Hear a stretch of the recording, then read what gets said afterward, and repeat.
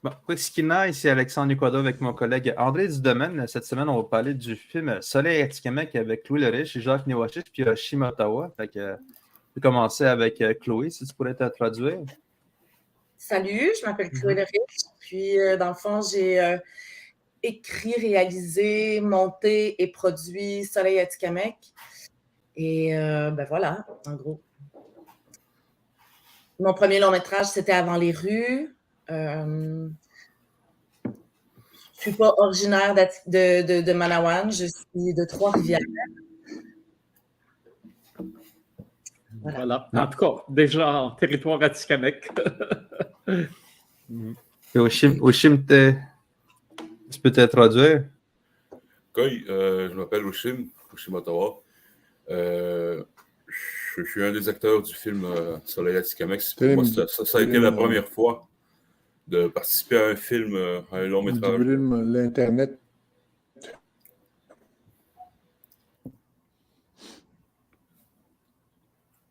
C'est bon. Oui, c'est la première fois pour moi de participer à un film, à un long métrage comme ça.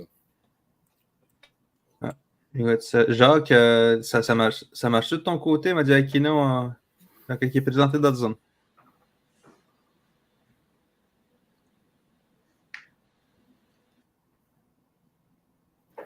Oh. Bon, on reviendra, Jacques, quand il sera parmi nous. Alors, bienvenue Chloé, bienvenue Hachim sur la rue Adadegan. C'est notre... et puis d'abord, félicitations. Hein, à Whistler, vous avez été le Oppenheimer du festival de Whistler. Hein, 4 prix, meilleure réalisation, un prix aussi au Festival du Nouveau Cinéma, un prix également au rendez-vous du cinéma québécois. Je pense que ce film-là ne peut pas être projeté quelque part sans gagner un prix, on dirait. Alors, c'est très bon signe, bravo. Alors, félicitations pour tout ça. Puis, je pense qu'on peut déjà commencer, on le rappellera plusieurs fois en cours de route, mais rappeler que le film sort en salle très bientôt. Hein? 5 avril. OK. Donc, quelques salles. On ne sait pas encore exactement ça va être quoi, toutes les salles de cinéma. On sait qu'on va être à Trois-Rivières, sans doute à Joliette, on va être à Montréal, au Cinéma Beaubien, à Québec, au CLAP. Puis on attend, là, ça se décide très tard dans le processus, mais je vous avouerai qu'on sait aussi que parce que le film est sous-titré, on n'aura pas beaucoup de salles de cinéma. C'est quelque chose de très triste, mais c'est ça la réalité, malheureusement. Voilà, pendant ce temps-là, on dit qu'au Québec, on essaie de faire avancer les langues autochtones et tout d'un coup, un film tournant en Atikamekw est handicapé par le fait qu'il ne soit pas en français ou en anglais. C'est déjà, c'est déjà un signe que la marginalisation continue malgré les beaux discours, ce qui ne nous étonnera pas. Alors, mais il y avait aussi dans le film très célèbre Jacques Néwachich, on n'a plus besoin de présenter, mais on va quand même lui demander de se présenter. Salut, Craig Didnox, Jacques Néwachich, on m'a daché les noms, on m'a daché un biotitan. Craig Didnox, salut. Oui. Alors, on est prêt à rentrer un peu plus dans le vif du sujet. Est-ce qu'il y a une chose qui m'a étonné, c'est comment ce film, qui a quand même un thème assez explosif, n'ait pas fait plus de bruit dans les médias. Hein, je sais que dans les milieux cinéphiliques, il a été immédiatement reconnu. Les festivals l'ont accueilli. Il se mérite des prix. Mais je me souviens, moi, à l'époque, quand Arthur Lamotte avait sorti La conquête de l'Amérique, d'abord, le film avait été interdit. Hein, l'ONF l'avait mis de côté parce que ça parlait justement de la mort d'Autochtones sur une rivière. là aussi dans des circonstances douteuses, c'est le moins qu'on puisse dire, et avec des suspects, avec une enquête qui avait été bâclée. Et tout de suite, quand le film a sorti, ben là, il y a eu tout un débat et une reprise. Il y a même eu une enquête publique qui a été reprise après. Et je m'attendais un peu à cette même réaction publique après un film aussi courageux qui va déterrer des événements peut-être anciens, mais quand même pas tant que ça. Et tout d'un coup, non, dans les médias d'actualité, je ne parle même pas de la presse culturelle ou cinématographique, mais il y a aussi des événements là qui devraient être traités comme une nouvelle. Et là, tout d'un coup, c'est silence. Non seulement radio, c'est silence radio, journal, télé. Comment expliquer ça? Moi, je comprends pas. Je ne sais pas, André, mais ce que je peux dire, c'est qu'on est très tôt dans le processus parce que le film, il sort le 5 avril. Donc, on ne sait même pas encore dans quelle salle de cinéma on va être. Quand vous avez fait la demande d'entrevue, vous êtes les premiers, en fait, qu'on voit. Puis, notre journée des médias, elle va être à la fin du mois, tu sais. Donc, je pense que c'est tôt pour se prononcer sur l'impact du film dans les médias parce qu'on n'a même pas encore commencé notre travail, là, véritablement. Puis, pendant le tournage, tu sais, il y a quelques médias, des fois, qui vont parler du film pendant le tournage. Puis, je crois que les médias le relaient juste quand le film gagne des prix. Mais comme ça va être souvent dans un événement, dans un papier qui parle de plusieurs projets et tout. Fait que je ne sais pas. Je ne sais pas encore si on peut dire ça. Peut-être que tu as raison, mais peut-être que j'aurais tendance à attendre encore un petit peu avant de me prononcer sur les raisons, du moins parce que je me dis, on ne l'a pas encore lancé véritablement, là. D'accord. Alors donc, effectivement, avec l'effort de relations de presse qui va avec une sortie en salle, on peut espérer effectivement que l'effet dénonciation joue pleinement. Mais enfin, permets-moi, Chloé, de rester dans mon étonnement parce que même sans... il me semble, en tout cas, si c'est... même en leur donnant une chance aux médias de se reprendre, reste que d'ores et déjà, le film est sorti dans plusieurs festivals qui ne sont pas des festivals marginaux, c'est vraiment des festivals qui sont sur l'avant-scène culturelle. Et ça leur a dû, à mon sens, en tout cas, au moins sauver une curiosité puis faire sortir des papiers là-dessus. Mais en tout cas, qu'importe. Reste que dans la communauté, le film, lui, a eu son impact. Et là, j'aimerais peut-être entendre Jacques et Oshim. C'était pas un sujet facile. C'était une histoire ancienne, mais très douloureuse, qui était dans dans les tréfonds de la mémoire collective. Et tout d'un coup, on vous demande de ramener à l'avant-plan ces événements-là. Comment ça a été reçu aussi bien par vous individuellement qu'autour de vous dans la communauté?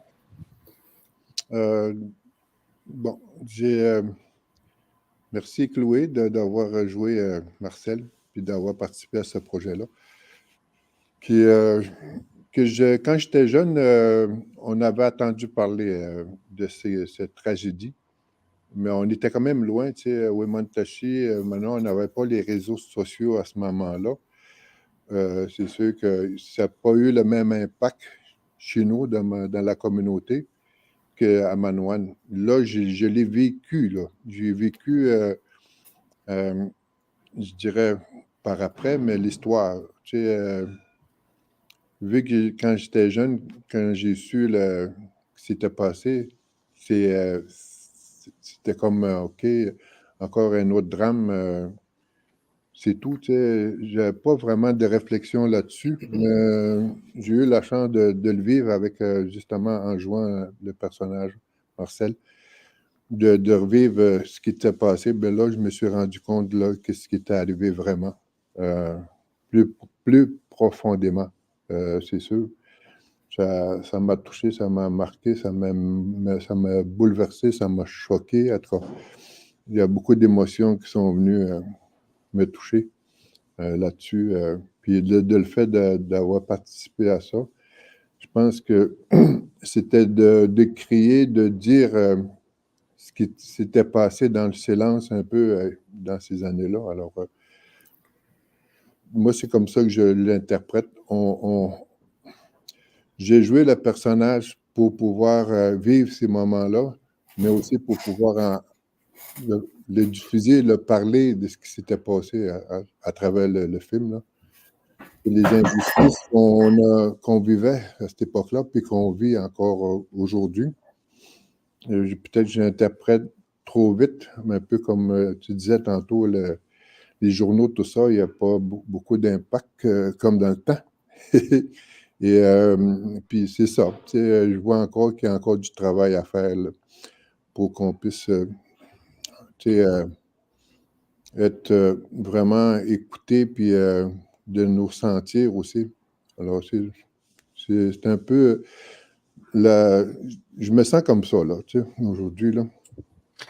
Je remarque une chose aussi, hein, ton commentaire tantôt quand tu disais qu'il y a une autre tragédie qui s'est passée à Manoine, mais on dirait qu'il y a comme la façon que tu l'as dit, tu avais comme un certain détachement par rapport à ça.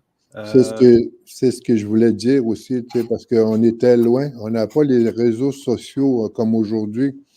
Oui, ça nous touchait quand il y avait des décès, mais c'était loin, je dirais. Puis on était dans une époque, je dirais, un peu comme ce qui se passait là-bas. On était dans le mode de rêver, puis d'être endormi, puis dans le domaine, je dirais, social qu'on vivait. Alors, moi, j'étais vraiment dans ce tourbillon-là de la vie, là, qui était beaucoup dans la consommation, etc.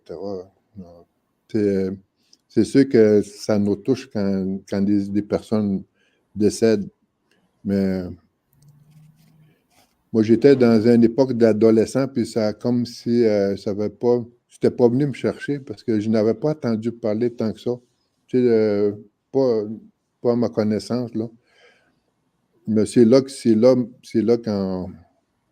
quand j'ai joué le rôle, puis on a fait le film. C'est là que, avant aussi, quand Chloé a fait des rencontres avec les familles, tout ça, alors c'est là que j'ai vu l'impact qu'il y avait, puis comme je faisais des réflexions, je me disais, pourquoi ça ne m'a pas venu aussi toucher, parce que oui, on était loin, on n'avait pas, il fallait... Les routes n'étaient pas aussi belles qu'aujourd'hui. Des fois, il fallait prendre encore les moyens, le canot pour pouvoir aller dans les communautés dans ces années-là. Puis je pense on vivait des choses assez troublantes aussi, communautairement. Ouais. Oui, il faut dire qu'à l'époque aussi, il faut dire qu'à l'époque, parce que moi, il y a des aînés qui m'en ont parlé, il y a eu une époque où la mise en réserve là, a fait que les communautés étaient isolées les unes des autres complètement. Et je sais qu'on m'avait dit, par exemple, que quand les jeux interbandes, par exemple, un truc qui peut sembler anodin au commun des mortels, des tournois de hockey, comment ça a tout d'un coup rapproché des communautés qui avaient été coupées les unes des autres à l'intérieur souvent d'une même nation, là, que ce soit les Inuits, les Atikamekw, les Algonquins. Alors donc, effectivement, à l'époque, on peut comprendre que ce qui arrivait à Manoine, ça touchait pas, ça arrivait pas. En tout cas, ça arrivait bien atténué à Ouémont à l'époque. Mais il faudrait Yochim qu'on n'a pas entendu là-dessus. Oui. Moi, c'est d'un autre point de vue, parce que les événements ont eu lieu 20 ans avant ma naissance, puis je suis jeune, puis moi, j'ai pas vraiment entendu cette histoire. J'ai pas eu beaucoup d'informations à propos de cette histoire. C'est sûr que j'entendais seulement mes parents dire qu'il y avait eu 5 morts chez nous. mais pas plus d'informations que ça. Là. C'est seulement à la réouverture du dossier en 2016. C'est seulement à ce moment-là que j'ai eu beaucoup plus d'informations comme c'était quoi les circonstances, dans quelles circonstances il y a eu ces décès-là, puis tout ça. Puis un peu plus quand Chloé m'a invité à aller auditionner, puis c'est à ce moment-là que j'ai commencé à parler avec mes parents pour mieux comprendre c'était quoi l'histoire. Eux aussi, ils m'ont bien aidé à comprendre aussi tout ce qui s'était passé. Qu'est-ce qu'ils t'ont dit exactement, tes parents, quand tu as abordé la question? Comment ça s'est passé? C'est sûr qu'ils m'ont parlé des jeunes qui ont... c'était quand même des jeunes qui sont décédés qui sont morts de cet événement. Et ils m'ont parlé aussi que mon défunt grand-père, celui que Jacques joue dans le film, c'est lui aussi qui aidait la majorité du temps, mettons, pour d'autres raisons aussi. Il accompagnait le monde pour, mettons, traduire, faire la traduction pour des personnes qui sont pas capables de parler le français. Il était interprète au Palais de Justice, puis ouais. ailleurs, hein, c'est ça? Effectivement, oui. Mais il devait avoir aussi un rôle interprète, mais aussi pas seulement interprète au niveau de la langue, j'imagine. Il devait devoir aussi transmettre la parole plus profonde. Hein? Il y a eu un rôle très important, en fait, le rôle qui est interprété par Jacques Niouachiche.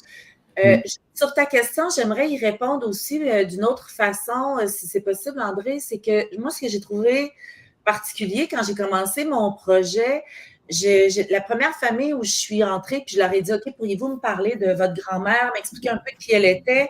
Et puis, on était une vingtaine assis à table et tout le monde s'est tu quand j'ai prononcé son nom. Puis là, j'ai eu l'impression d'avoir dit quelque chose de pas correct. Puis on m'a dit, on ne parle pas d'elle à voix haute, on n'en parle pas depuis que c'est arrivé. Puis là, j'ai compris qu'il y avait eu un tabou qui s'était formé. Et c'est à la toute fin de mon processus de travail dans ce projet-là que j'ai compris aussi une autre partie de la problématique. C'est quand j'ai fait une des entrevues avec Mariette Nikwe, qui est une actrice du film. Puis Mariette m'expliquait, elle a dit, elle m'expliquait comment ça s'était passé à l'époque quand ça s'est produit. Puis elle dit, il faut expliquer qu'à l'époque, nous, on s'est fait dire par la religion, par les religieux, qu'il fallait se taire et pardonner. Fait qu'elle dit, on s'est retrouvé avec une situation où on ne sait pas ce qui s'est passé exactement, dans quel contexte 5 personnes sont décédées et on nous demande de pardonner. Puis, elle dit, elle dit, c'est souvent le rapport à la religion qui nous avait appris à se taire dans ces événements-là, à ne pas en parler les uns avec les autres. Donc, tout se passait dans les familles, dans chacune des familles individuellement. C'était, en ce sens-là, le film n'est pas très juste, là, c'est-à-dire que nous, on expose les faits en groupe, alors qu'à l'époque, tout ça, ça s'est étouffé dans chacune des familles individuellement. Puis c'est... même, je te dirais que pendant le film, il y a eu des informations que j'ai eues qui provenaient d'une famille qui n'avait pas été transmise aux autres. Puis il y a eu donc un travail sur la mémoire, la réappropriation de cette histoire-là qui s'est fait. Puis je pense que c'est beaucoup ce qui avait motivé les familles à embarquer dans le film, c'est qu'ils savaient que je faisais une enquête profonde. Puis tu sais, moi, il y a des gens que j'ai interviewés à qui la police n'a jamais posé de questions, là, ça je le sais. Puis ou alors il y a des questions que j'ai posées qui n'avaient jamais été posées avant. Puis ça nous a permis, nous, d'avoir beaucoup plus d'informations. Puis ça m'a permis, moi, ensuite, de les donner aux familles. Mais bref, je pense qu'il y a ça aussi, le côté religieux qui fait qu'on n'en parle pas dans les journaux à l'époque. Hein? Il y a eu un article de journal seulement, puis il est sorti une semaine plus tard, puis à Montréal, c'était dans le petit journal, un tout petit article avec une photo, tu sais, en plein milieu, là, page 35, puis c'est tout petit, puis ça dit juste 5 Indiens, 2 Blancs s'en sortent et 5 Indiens se noient. Puis, fait qu'il y a eu tout ça, tu sais, les journaux n'en parlent pas.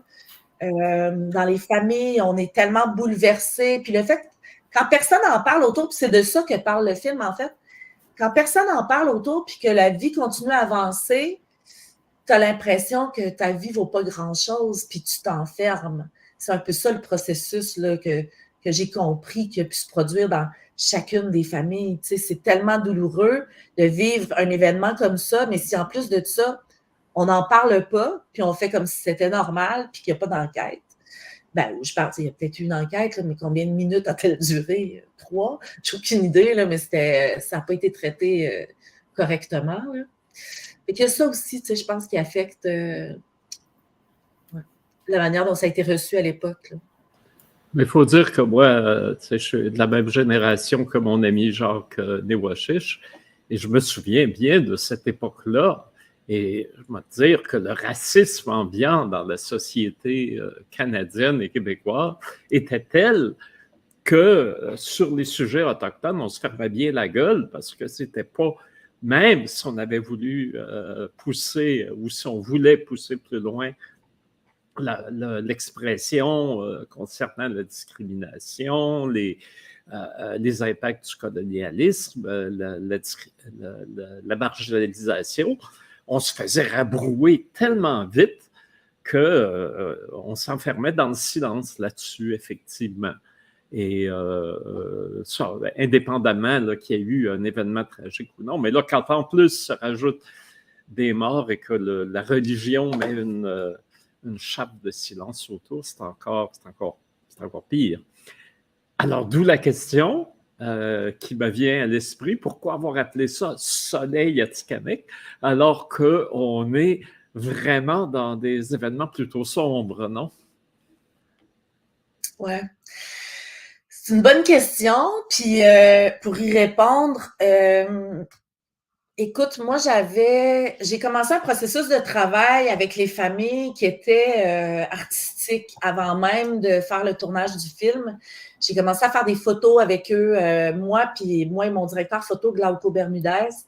Donc, j'avais envie de faire une exposition photo où ils allaient être au cœur d'une œuvre d'art puis d'un sujet parce que je voulais qu'ils comprennent bien l'ampleur. Je voulais qu'ils sachent c'était quoi avant même que le film sorte en salle. Je voulais qu'ils sachent c'était quoi être au cœur d'une œuvre d'art, tout ce qui peut nous échapper dans le mouvement et tout, en tout cas, bref. Et c'est en faisant ces photos-là, j'ai appris donc à diriger des gens qui étaient des sujets documentaires, à les mettre en scène un petit peu. Et ça s'est fait très spontanément. Je me rappelle même pas à quel moment ça a commencé. On leur demandait, je pense que j'avais à ce moment-là, dans mes recherches, je réalisais, tout le monde me parlait des prémonitions qu'ils avaient eues le matin même, la veille, de comment la nature leur avait parlé des événements. Puis ça m'avait beaucoup marqué, puis je voulais que ce soit présent dans le film d'une certaine manière. Je voulais que, parce que quand je demandais comment tu as vécu ça, toi, le 26 juin 1977, ben là, il y a quelqu'un qui me disait, moi, je me rappelle les huards, ce matin-là, j'avais vu un vol d'huards, puis 5 huards plongés dans la rivière. Puis, tu sais, j'entendais ce genre d'histoire-là. Fait que quand je mettais en scène les familles, je leur demandais souvent de regarder le ciel pour interpréter la nature. Puis c'est devenu comme une espèce de motif dans le film. Le type de caméra en plongée, ces personnages-là qui regardent au loin. Et donc, il y avait un lien avec le soleil, toujours. Puis c'est parti de là, tu sais. Puis ensuite, il y a eu comme tout un travail donc visuel qui s'est développé, puis où la présence du soleil versus de l'ombre dans le film... il y a des choses qui sont parties après puis qui ont rendu ça peut-être plus subtil comme lien, mais c'était un peu ça, là, mon point de départ, je te dirais. Puis pour moi, le soleil, quand il est devenu, quand c'était les soleils Atikamekw, c'était un peu, je sais pas, on m'a raconté des histoires sur leur présence aussi autour de la présence, je te parle des 5 disparus pendant qu'on faisait le film, des choses comme ça. Et j'avais envie de faire écho à ça de manière poétique, plutôt que d'avoir je sais pas, j'avais envie de garder de toute façon cet esprit-là. Là, tu sais, c'est très... j'explique pas tout dans la vie, là, tu sais, puis j'accepte les choses qui m'échappent, mais voilà. Si je veux chercher l'explication, ça vient de ce travail-là. Puis là, tant qu'à en parler, ben l'exposition photo, elle aurait dû sortir plus tôt, normalement, mais là, avec la pandémie, tout a pris des proportions. Puis là, ça va être le 5... non, juste quelques jours avant. Je voulais que ce soit avant le film, mais ça va être notre vernissage le 3 avril à la galerie de l'UQTR à Trois-Rivières, où Jacques est présentement d'ailleurs. Puis donc, on va faire une grosse sortie avec plein de monde de Manawan, puis ils vont voir les portraits en grand format sur les murs d'une galerie juste avant la sortie du film. Bon, alors, donc, déjà, un autre élément à bien prendre en note, c'est l'exposition photo. Tu as dit à la Galerie de l'Université du Québec à Trois-Rivières, si j'ai bien compris. La galerie R3. Parfait. Alors, donc, là où Jacques Néwashish, c'est comme chez lui. Alors, donc, ça doit être une bonne galerie, on présume. Oui, mais je ne suis pas souvent chez nous, alors. Ah ben, toi, un nomade comme toi, c'est pas étonnant. Mais j'aimerais vous entendre, Oshib et Jacques aussi, sur est-ce que vous vous reconnaissez avec ce Pichum, ce soleil, ou ces soleils au pluriel à Tikamek, quand vous regardez votre implication, quand vous considérez votre implication dans le film? Pissim, oui. Ben, je pense que le soleil, il est là pour nous réchauffer, etc. C'est sûr que si on le regarde trop, il nous aveugle, bien sûr. Alors, c'est ce qui arrive de l'autre côté, c'est qu'il nous regarde, notre soleil. Ben, il ne nous voit pas, c'est sûr, là, mais en tout cas, c'est pour ça qu'ils mettent des lunettes de soleil. Alors, mais je voudrais dire oui, c'est parce qu'on est quand même un peuple qui est, quand on vit des deuils, on le vit à 100%, hein, tu sais, puis on s'enferme dedans aussi. C'est cérémoniel, quasiment. Oui, on s'enferme, tu sais, individuellement, on est avec la famille, etc., ceux qui le vivent, mais on s'enferme dans ça. Une fois que c'est passé, c'est comme si la vie continue. Tu sais, le soleil est encore là, il est présent. On vit notre deuil, c'est sûr, qui nous rattrape peut-être le soir, mais dans la journée, on est là, puis on essaie de rayonner en tant qu'individu, en tant que communauté, en tant que nation. Tu sais, c'est comme ça que moi, je l'interprète, là, ouais. Sans oublier aussi que la nature, c'est joue un grand rôle, mettons, si on vit des deuils.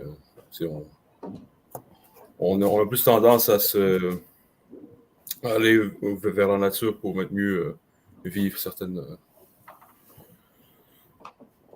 épisodes de notre vie. Je vais t'avouer que c'est un titre qui est difficile à prononcer partout où on le présente à l'international. Les gens sont comme Attica. Mais pour moi, je trouvais ça intéressant parce que ça a pas été, c'était un titre de travail au départ. Après ça, c'était Manawan 1977. Puis quand c'est revenu, je me suis dit, c'est quand même chouette, c'est en langue atikamekw, d'avoir le mot atikamekw dans le titre. Pour moi, il y avait quelque chose d'important aussi, tu sais, parce que, voilà. Oui, c'est vrai. C'est comme mettre la lumière, le soleil dans ce drame qui est arrivé à travers les images, Ouais, qui nous rappelle ça, mais tu sais, ouais, c'est sûr une fois qu'on le voit, on est encore plus marqué parce qu'on ne l'a pas vécu, on était loin. Je parle de ceux qui habitaient les autres communautés. Puis là, le fait de le voir bientôt, pour certaines personnes qui n'ont jamais peut-être entendu parler, ça va mettre en lumière ce qui est arrivé là. Ouais, ça va toucher beaucoup de personnes qui vont se rappeler peut-être même. J'aurais aimé ça discuter avec mes parents de ça. Ouais, s'ils s'en souvenaient, etc. Mais je pense que je vais le faire. Mais que je rencontre des aînés pour voir s'ils se rappellent de cet événement-là. ceux de chez moi, de Wemontashi. J'aimerais ça savoir un petit peu plus de ce côté-là. Comment est-ce qu'eux se souviennent de ça? Ouais. Ouais, je trouve intéressant, là, une parenthèse, mais effectivement, Jacques, j'aime bien comment tu rappelles, quand tu parles du soleil, tu rappelles effectivement la vision autochtone du soleil qui n'est pas la vision occidentale où tout est beau, rayonnant quand on parle de soleil. Dans les traditions autochtones, on le sait, on a un deal avec le soleil, on a un marché avec le soleil parce qu'il allait tout nous brûler. Hein? Et finalement, il a accepté de se coucher de temps en temps et de ne pas donner toute sa puissance pour devenir une force bénéfique. Mais cela dit, déjà, hein, la menace de la couche d'ozone qui a été nommée plus tard était déjà d'une certaine façon présente dans le mythe, puisque le soleil est aussi vu dans les traditions autochtones comme étant une puissance qui peut devenir très destructrice, très maléfique, comme le feu d'ailleurs, auquel il est lié. Et il y a cet aspect-là qui est très particulier. Mais j'imagine dans le titre du film, on peut aussi y voir l'idée d'une sorte de renaissance, une fois qu'on a... en tout cas, moi, c'est comme ça que j'ai l'ai interprété, c'est que après avoir passé toute cette période de deuil et finalement après avoir nommé les choses, le jour revient, quoi. La vie continue, puis on peut cette fois-là profiter vraiment du soleil, puisqu'on a fait justement de la lumière sur ce qui avait été refoulé, qui avait été enfoui dans l'ombre d'un inconscient collectif. Puis aussi dans le film, la lumière a une place particulière. Il faut se souvenir qu'il y a plein de moments où on voit la lumière s'animer. Puis c'est mystique là aussi. Il y a quelque chose là où, qui est super important puis qui est présent dans le film. On sent que dans la culture atikamekw, les 3 jours suivant la mort d'une personne, cette personne reste autour avec nous. Puis ça, je voulais le montrer dans le film. C'est subtilement, là, mais je voulais quand même que ce soit présent. Il y avait ce lien-là aussi qui est super important. Puis je dois vous avouer que moi, les cérémonies de deuil, je suis contente que tu en aies parlé tantôt, Jacques, là, mais les cérémonies de deuil à Atikamekw, elles m'ont fait énormément de bien, puis elles m'ont ramené à quelque chose que je trouvais essentiel comme humaine. Là. J'ai toujours, quand j'ai perdu des gens, moi j'ai perdu mon père très jeune, puis plusieurs années plus tard, ma grand-mère, mais tu sais, comme quand tu te ramasses dans un salon d'exposition, et puis le maquillage sur la personne, le remodelage de son visage, tous ces éléments-là, les petits sandwichs pas de croûte à droite, puis la musique qui te déconnecte de tes émotions. J'ai toujours eu beaucoup de difficultés avec cet environnement-là. Puis quand j'étais à Manawan, puis que j'entrais dans les maisons, puis qu'il y avait de la vie autour des départs, des enfants qui courent partout, des gens qui chantent jour et nuit, qui allument un feu, qui allument des chandelles, qui sont tous ensemble, qui mangent, qui se... Je me dis, mais c'est ça la vie, elle est là la vie. Là. Pour moi, c'était une révélation. Puis les rituels de deuil m'ont beaucoup... je ne sais pas, ça a été un de mes premiers ancrages. C'est là où je me suis dit, oh mon Dieu, que j'aimerais ça, moi, rester ici. Il y a quelque chose là qui me faisait énormément de bien. Je trouvais que le sens de la communauté, dans ces moments-là, tu le ressens de manière très vive, très forte. Je trouve que c'est une grande beauté de la culture atikamekw. Mais il faut dire que même dans les cultures occidentales, c'est récent, cette formalisation du rituel de deuil au travers une business, hein, c'est une grosse business, les pompes funèbres maintenant. Et il y a des gens qui en profitent bien. Hein, et c'est aussi une coupure avec parce que la mort fait aussi partie de la vie du grand cercle de la vie. Hein. Il y a mort et naissance sont liés et effectivement, dans toutes les traditions, il y a une proximité avec la mort. Moi, je sais, mais du côté québécois, là, on m'a raconté des histoires à l'époque où les gens étaient exposés dans les maisons aussi. Puis on veillait les morts. On ne les laissait pas jamais. Il y a toujours quelqu'un qui devait être là, agenouillé devant le cadavre jusqu'à son inhumation. On ne pouvait pas laisser le mort tout seul. Alors que là, à 10 heures, les sandwichs sont finis, on barre le salon funéraire, puis bonsoir et à demain. C'est tout. Il y a quelque chose là qui est effectivement perdu dans le. Je me rappelle d'un film, Mon oncle Antoine. Ça me rappelle tout le temps cette scène-là. C'est là que je voyais aussi la façon que les Québécois faisaient la cérémonie, le deuil avec la mort. Tu sais. Ce film-là m'a marqué, moi, ce passage-là. Puis, parce que peut-être c'est ce qu'on vit encore, c'est ce qu'on fait encore chez nous. Tu sais. C'est fort, là, très fort. Ouais, surtout que quand on fait. Tu sais, je pense que pour moi, c'est mon ancrage que j'ai eu en restant en ville, c'est les funérailles, parce que quand il y avait un décès, j'allais à Manoine. Je passais les 3 jours à Manoine, puis je passais les nuits. C'est souvent durant la nuit qu'il se passe des choses intéressantes, les discussions intéressantes de Samos, là, les anecdotes, puis c'est comme un peu un genre de récapitulation de la vie de la personne qui est décédée. Là. Dans le film, d'ailleurs, il y a une scène, ça devait être ça, justement, de la nuit, mais tu sais, bon, on a tourné en pleine pandémie, ça a complexifié beaucoup le tournage, mais c'est pour ça qu'il y a eu jusqu'à une guitare électrique autour d'un cercueil, tu sais. C'était pour monter, parce que normalement, il y avait d'autres scènes qui ont été coupées au montage, mais avec les jeunes autour des gens qui sont partis, tu sais, puis ça, c'est une scène forte.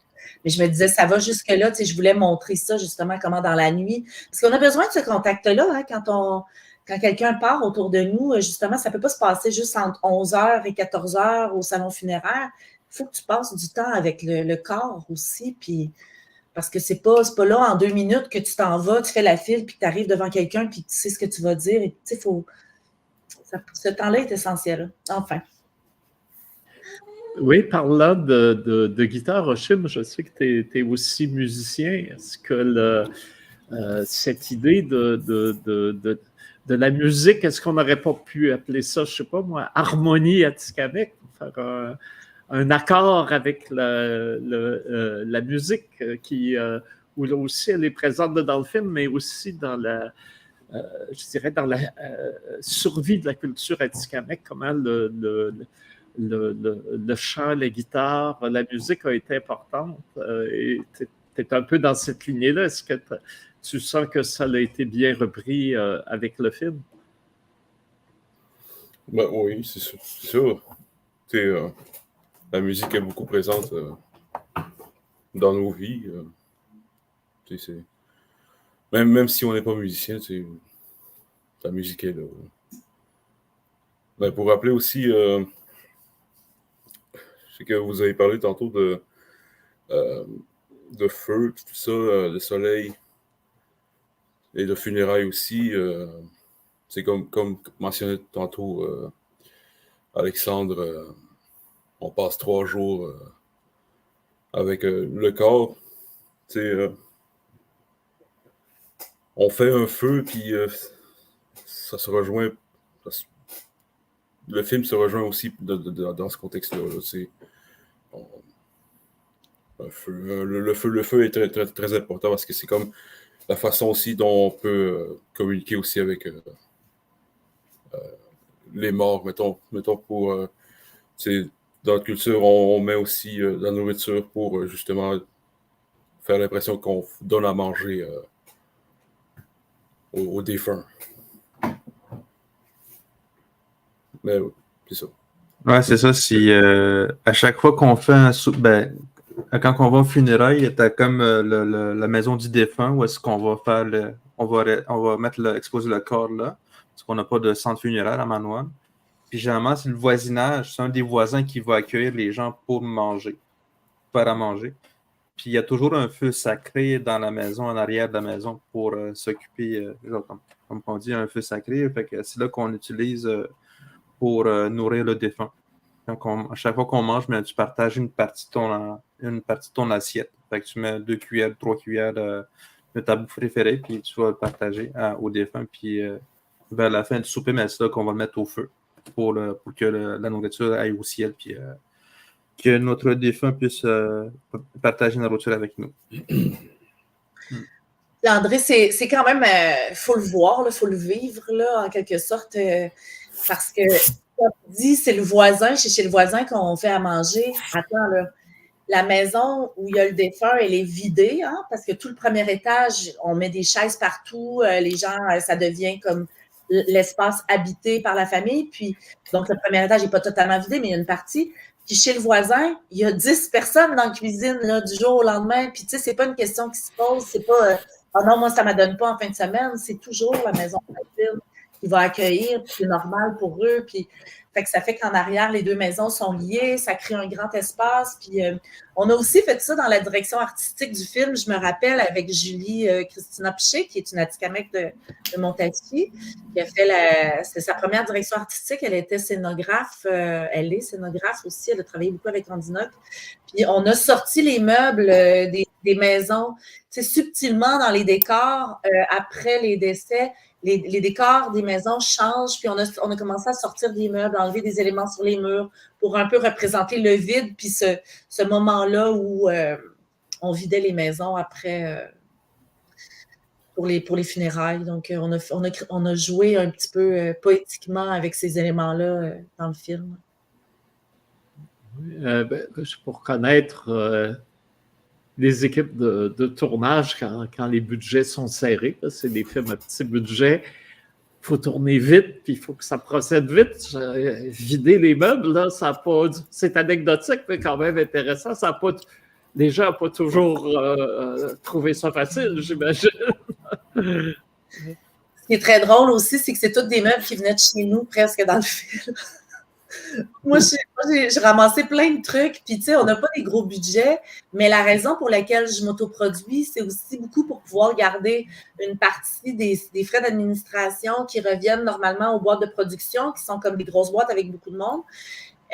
Puis nous, moi, en fait, tu sais, j'ai pas une grosse boîte, j'étais avec les films de l'autre, puis c'est 3 personnes au bureau, là. Et donc, je garde les frais d'administration pour qu'on ait plus de temps de tournage. Fait que, tu sais, nous, on a eu quand même presque je pense qu'on a eu 36 jours de tournage, ce qui est très bien. Il y a beaucoup de films québécois qui sont tournés pour le même budget en 20-22 jours. Mais nous, ça nous donnait du temps pour pouvoir travailler, puis pas tout le temps être justement trop pressé par le temps. Ça reste que on rentrait juste parce que j'avais 144 scènes de scénario. C'était un très gros défi là, qu'on a réussi à relever. Là, on a amené un cheval à Manawan. Ça, c'est... les gens n'en revenaient pas. Là, il y avait un cheval carrément. Non, on ne l'a pas mangé. Hein, on ne l'a pas mangé. Oh, il était magnifique. Mais c'est ça, c'était un gros tournage complexe quand même. Là. Mais ouais. Sans oublier aussi que les acteurs, c'était pas des acteurs professionnels, là, c'était plus des acteurs pour la première fois participer à un film.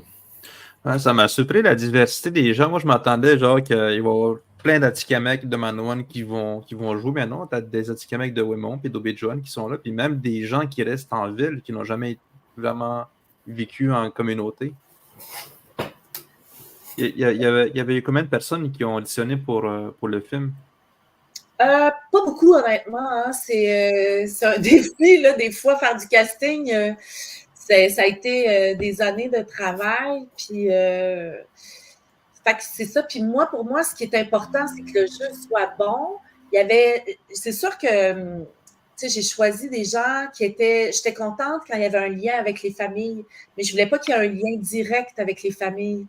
Tu sais, j'aurais pas demandé à Carl David Ottawa, qui est le fils du personnage interprété par Jacques, j'aurais pas demandé de jouer le rôle de son père. Mais de demander de jouer le rôle de son voisin, je trouvais que ça faisait beaucoup de sens. Je voulais pas que ce soit donc une douleur trop près, mais en même temps, c'était intéressant parce que des fois, ça sautait une génération, le lien familial.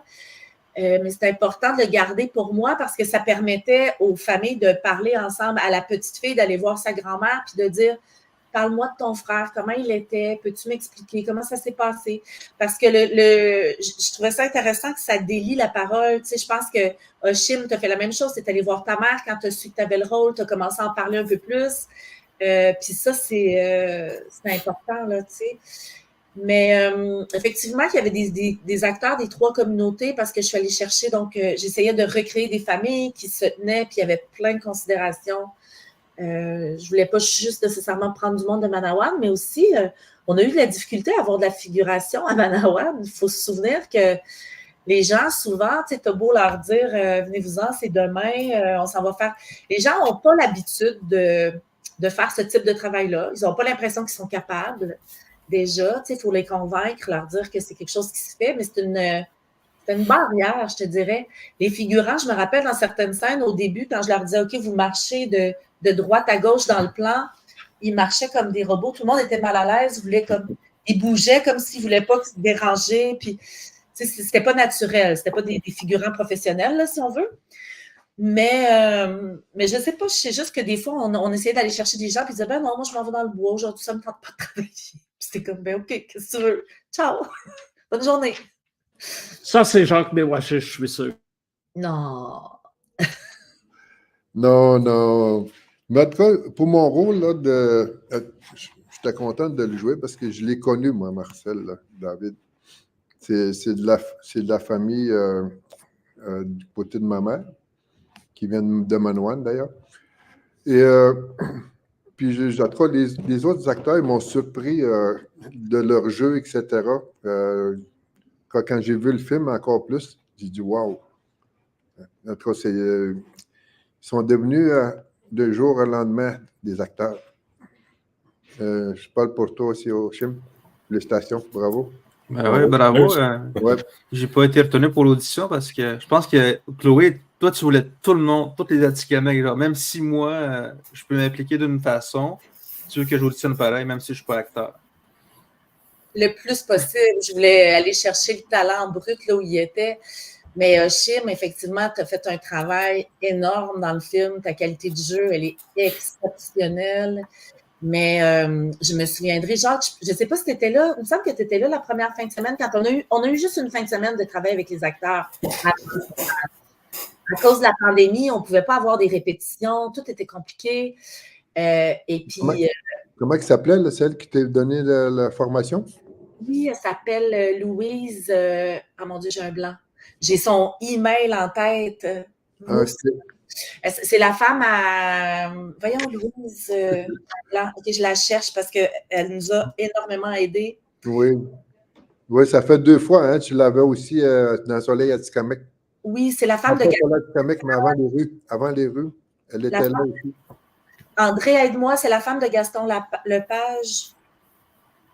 Louise. Madame Lepage? Non, mais elle est formidable. Alors, elle était comme répétitrice. Oui. Pour, Louise Leparé. Louise Leparé. Donc, elle nous a aidés parce qu'elle a fait beaucoup de direction d'acteurs avec les enfants et tout, est habituée. Puis, on a vraiment travaillé avec elle pendant une fin de semaine. Elle nous a aidés. Elle nous avait aidés aussi pour Avant les rues. Puis, c'est beaucoup sa technique qui m'a inspiré la direction d'acteur du film. Sa technique, puis celle aussi de Joe et Jim, de, voyons, Guy Favreau. Non, c'est pas Guy. Truffaut. Non. Mon Dieu, je suis pas bonne aujourd'hui, qu'est-ce qui se passe? Mais bref, on avait eu une fin de semaine, puis je voulais juste dire que Oshim, dans cet atelier-là, tout de suite, il s'est révélé être extraordinaire. On le voyait déjà qu'il était capable de jouer. Tu sais, je suis allée chercher des gens que j'ai mis en... Dès l'audition, on était capable de voir que c'est des gens qui allaient comme continuer à travailler comme acteurs après, avoir des prix peut-être au niveau de l'interprétation. Parce que le travail des acteurs, il est exceptionnel dans le film. Ils sont tous bons, tous. Puis il y en a beaucoup, là. Tu sais, c'est pas 2 personnages, là, c'est 15 personnages.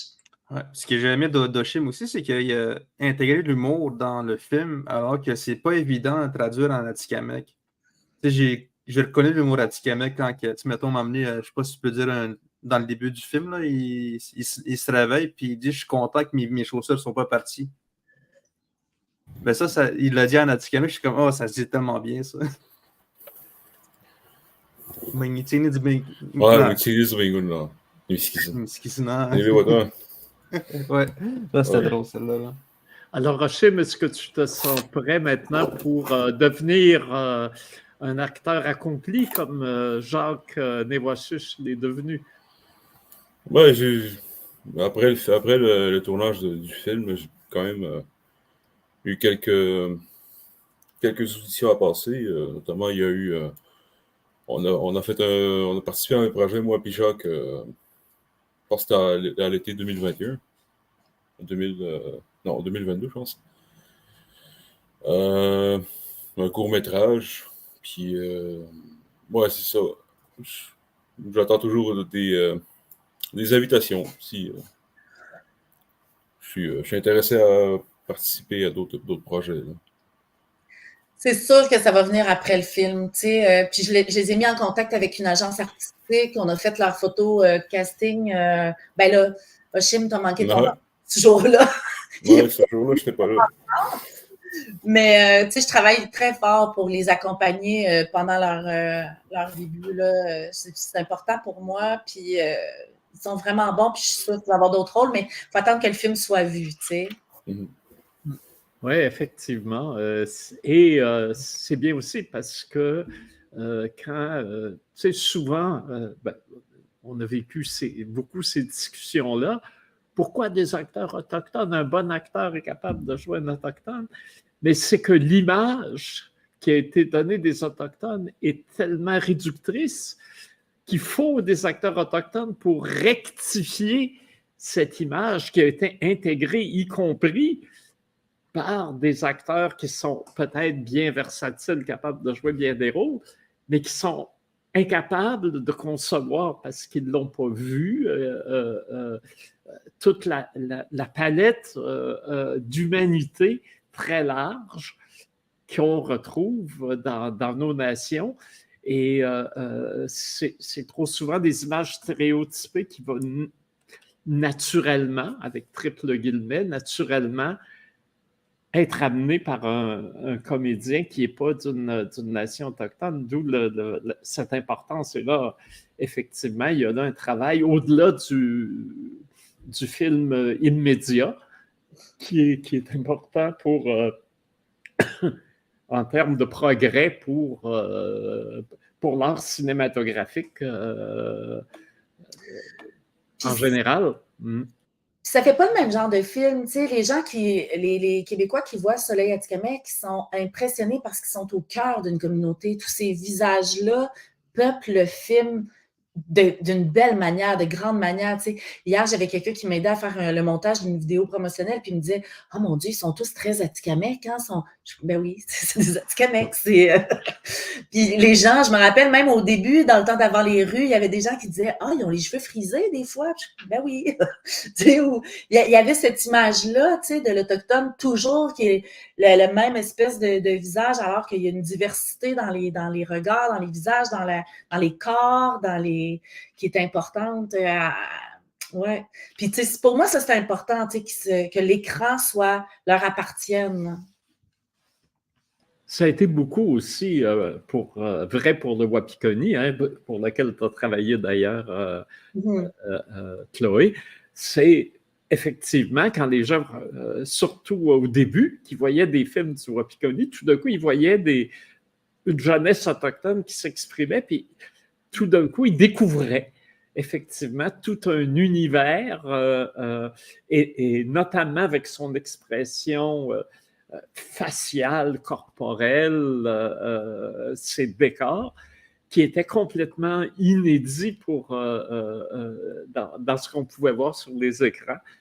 Et ça, c'est assez formidable que ces dernières années, on ait pu justement arriver, d'une part, à créer des carrières chez les Autochtones, puis d'autre part, à briser cette image unidimensionnelle puis faussée qui était ancré dans le public. Moi, je vais t'avouer que j'ai fait pas mal de casting. Là, après, avant les rues, j'en ai fait quelques-uns, puis pour très peu de sous. Là, c'était vraiment parce que je me disais, je veux juste aider cette espèce de changement-là. J'ai rempli des banques de noms pour des gens qui engageaient des figurants autochtones, mais qui étaient non autochtones. J'ai fait énormément d'heures pour ça. C'était quelque chose que je trouvais essentiel. Puis je pense que là, c'est bien lancé. Puis je dis moi, mais je ne suis pas toute seule. Là, je l'ai fait une fois avec Myriam Véro, qui était venue me chercher pour Hochelaga, après ça pour Fugueuse, pour juste comme, c'est ça, donner des opportunités de travail aussi.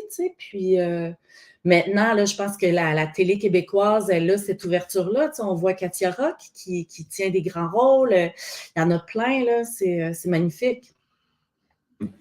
Un changement qui s'imposait, là. En effet.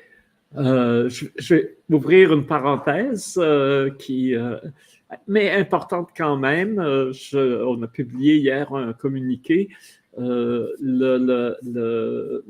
Récemment, un cinéaste bolivien qui s'appelle Jorge Sanrines, qui, dans les années 70, là on est loin derrière, a été le premier à tourner des films en langue aymara et en langue quechua, qui avait jamais été porté à l'écran avec des acteurs autochtones, effectivement. Et il vient de recevoir l'ordre du Condor de los Andes, la plus haute distinction accordée par l'État plurinational de Bolivie. Donc, le président HC a remis cette médaille, cet honneur à Jorge Sanrines, qui est venu présenter ses films à présence autochtone à 2 reprises. Donc, là aussi, on peut voir que un cinéaste qui a lui aussi bûché fort pour faire ses premiers films, qui à l'époque a dû s'exiler parce que sa vie était en danger au moment où les dictatures militaires avaient pris le pouvoir en Bolivie, que maintenant, son pays l'est reconnu et son œuvre fait maintenant partie du patrimoine.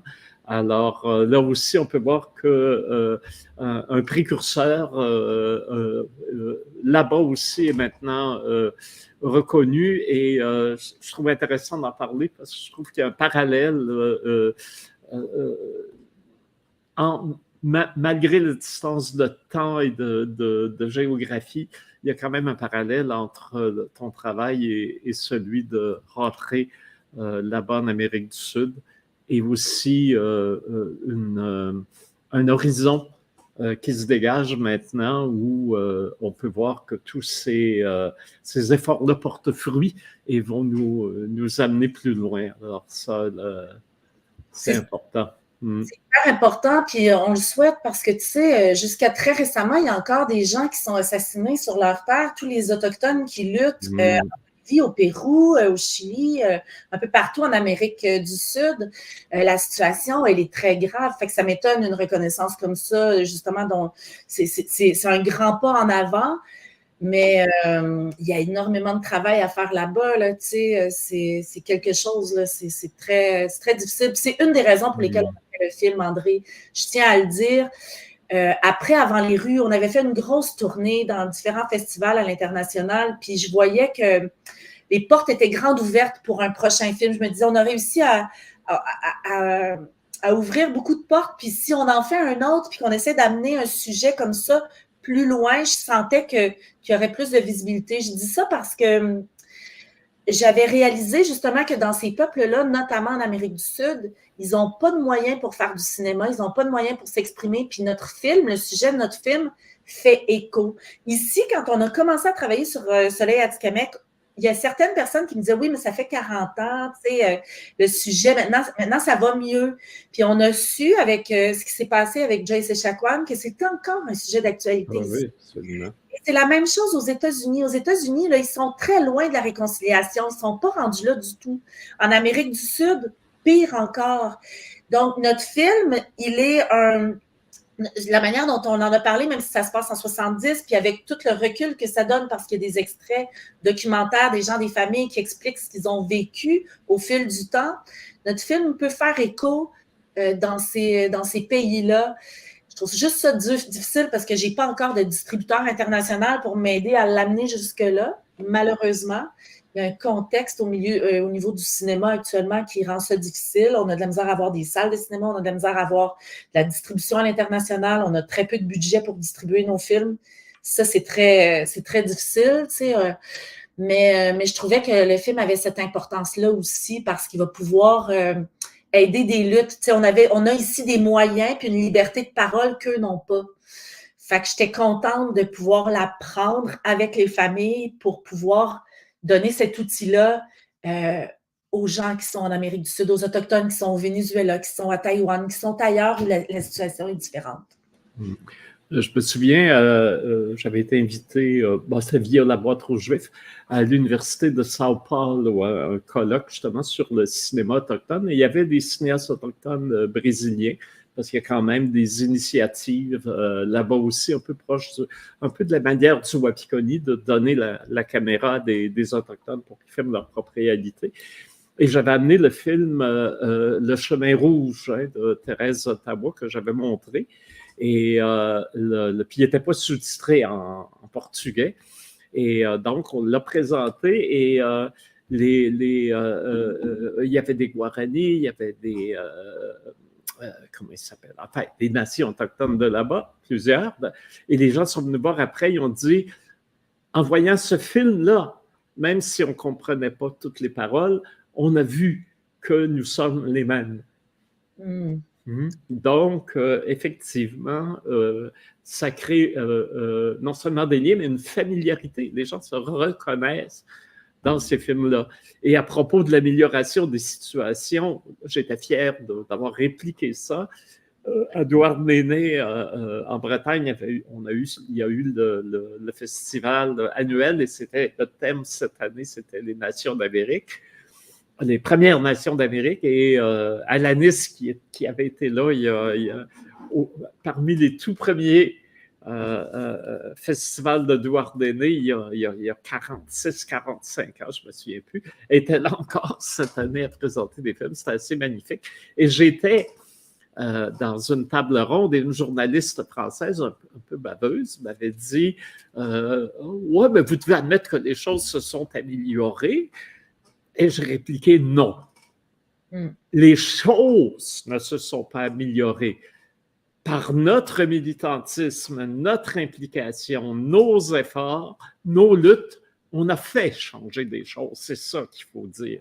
Pas dire que les choses s'améliorent comme si ça venait de l'extérieur et que ça nous tombait comme une grâce venue du ciel. C'est pas comme ça que les choses avancent. Mais parlant du futur, Jacques, tu as toujours des projets artistiques, alors on peut profiter du moment. On te recevra un autre moment pour parler plus spécifiquement de toi et de tes travaux, parce que là, il y en aurait pour plusieurs podcasts, mais là, est-ce que sur quel coup tu travailles maintenant? Présentement, je suis en train de faire des illustrations avec un pad que j'ai eu il n'y a pas longtemps, avant les fêtes. Puis j'essaie d'envoyer tout ce que j'ai, mes dessins qui sont finis à partir de ce pad-là, mais ça fait 2 jours que j'essaie d'envoyer ça, puis j'arrive même pas. Je pense que si je l'aurais fait comme je le faisais, ça se serait rendu déjà. C'est un peu ça. Sinon, là, je m'en vais au musée d'Odanak. Pour aller voir l'exposition. J'ai des personnes qui viennent voir l'exposition. Je m'envoie justement les rencontrer, tout ça. C'est ça. Mais en tout cas, la discussion, j'aime beaucoup, mais il fallait que je vous quitte à cause de ça aussi. Puis on se reprend. Chloé. Mais avant de partir, parle-nous de cette exposition rapidement au musée d'Odanak. Tu es là avec plusieurs autres artistes. Et alors, il faut aller voir cette exposition. Oui, il faut aller le voir, mais ça finit le 17 bientôt. Sinon, on essaie de l'amener un peu comme le film partout au Québec pour justement sensibiliser les gens. Alors, c'est un travail à faire. Ouais. Bon, ben, on va en prendre bonne note à Terres en vue. Ouais. Puis au film, tu viens de sortir la musique, là? Ouais, effectivement. Ouais. Parle-en. Ouais. Bon, ben, moi, je vous quitte, puis à bientôt. Good job, Ouais. Masashi. Achille. Ouais, comme Jacques l'a mentionné, la semaine passée, on a sorti un album. C'est plus. On fait de la musique. On essaie d'intégrer la musique autochtone dans notre genre musical qui est plus. Qu'on s'inspire plus de la musique électronique française. Puis on essaie d'intégrer tout ça avec un peu de guitare. Pour jouer en live, pour qu'il y ait du visuel aussi. Là. Son band s'appelle Red Rockers. Ah ouais, ça, Red Rockers, avec un Z à la fin. J'ai mis le lien dans les commentaires. D'accord. Bon, ben ça aussi, on en prendra bonne note à Terres en vue, hein, parce qu'on a un festival qui s'en vient bientôt, en fait cet été au mois d'août, et il revient chaque année, alors c'est là aussi, c'est une occasion de diffusion et de rayonnement pour les cultures autochtones. Alors, on y travaille fort présentement et ce sera donc un rendez-vous. Je rappelle à ceux qui veulent écrire à leurs députés, rappeler que le financement est important pour Présence autochtone parce que comme c'est là, il y a des coupures qui nous ont été annoncées du côté de Patrimoine canadien, donc écrire aux députés fédéraux parce que on essaie au moins on voudrait progresser, qu'on en aille plus, mais on aimerait à tout le moins ne pas être coupé. Alors donc, les pressions sont utiles. Déjà, la ministre, le bureau de la ministre m'a écrit pour me dire de ne pas désespérer. Alors, ce qui veut dire que juste un petit mail, ça peut faire parfois une grosse différence. Alors, c'était aussi le message que je passe. Et puis, bien sûr, va falloir rester à l'affût parce que bientôt, dans les salles, on pourra voir Soleil Atikamekw, le film qui, on l'espère, aura un impact majeur et qui sera vu et que les gens feront mentir les pessimistes qui disent que les sous-titres, ça rebute le public. Je pense que les gens, une fois qu'ils ont fait le pas, ils sont heureux d'entendre les langues autochtones parce qu'on ne les entend pas assez, on ne les entend pas souvent. Puis, les gens aiment bien avoir cette immersion dans quelque chose qui est très intimement lié à l'histoire du territoire qu'on partage aujourd'hui. Ouais. Et vous allez être où le 5 avril, quand il va y avoir le film qui va être projeté? On travaille en ce moment à préparer une première, mais je ne l'ai même pas encore annoncé, en fait, là, parce qu'on attend la confirmation de la salle de cinéma. Mais normalement, si tout va bien, le 5 avril, on est à Joliette parce que c'est la salle de cinéma le plus près de Manawan. On essaie de travailler à organiser une soirée autour d'une thématique qu'on va vous révéler. Ben, en fait, je pense que j'ai pas grand-chose, c'est pas un secret pour personne, là, mais on essaie d'inviter plusieurs intervenants du milieu pour parler pour parler des ponts qui ont été créés depuis ce qui s'est passé avec Joyce Echaquan, puis où est-ce qu'on en est rendu et tout. Fait que, en tout cas, ça va être notre première. Ensuite, le 6, normalement, on devrait être au Cinéma Beaubien à Montréal. Et le 8, j'espère que mes acteurs vont vouloir venir jusqu'à Trois-Rivières, au Tapis Rouge. Mais tout ça, c'est en train de s'organiser. Là. On est un peu tôt dans le processus, là. Mais normalement, ça serait ça le plan. Fait qu'il va y avoir un tapis rouge. Il va y avoir un tapis rouge à Joliette? Peut-être. Lequel qui va avoir un tapis rouge? Comme ça, je vais pouvoir y aller. Viens au 3. Viens au 3. Cool. Ouais, viens au 3, pourquoi pas. Mais c'est ça, donc je vais essayer d'organiser une petite tournée des cinémas. Ça serait intéressant, mais il faut en parler avec tout le monde. Puis voilà. Alors, ben écoute, on va faire. Nous y serons aux premières et bien sûr, on va propager la bonne nouvelle dès qu'on aura des dates, des lieux plus précis. Alors, merci Hachim. Merci Chloé. Hachim, est-ce que tu voudrais avoir le mot de la fin? Ouais, c'est que moi j'aime. Merci de nous avoir invités. Comme Chloé l'a mentionné, moi je vais être présent aux trois présentations du film du 5 au 8 avril.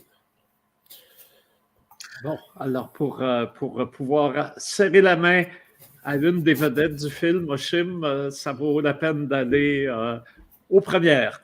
Ouais. Ouais. Mais ouais, merci d'être avec nous, Hachim et Chloé. Puis on va aller voir le film. Puis pour les autres, mais revenez nous voir la semaine prochaine pour notre prochain invité. Oui, sur la rue Adadegen. Ouais. Mathieu. Salut.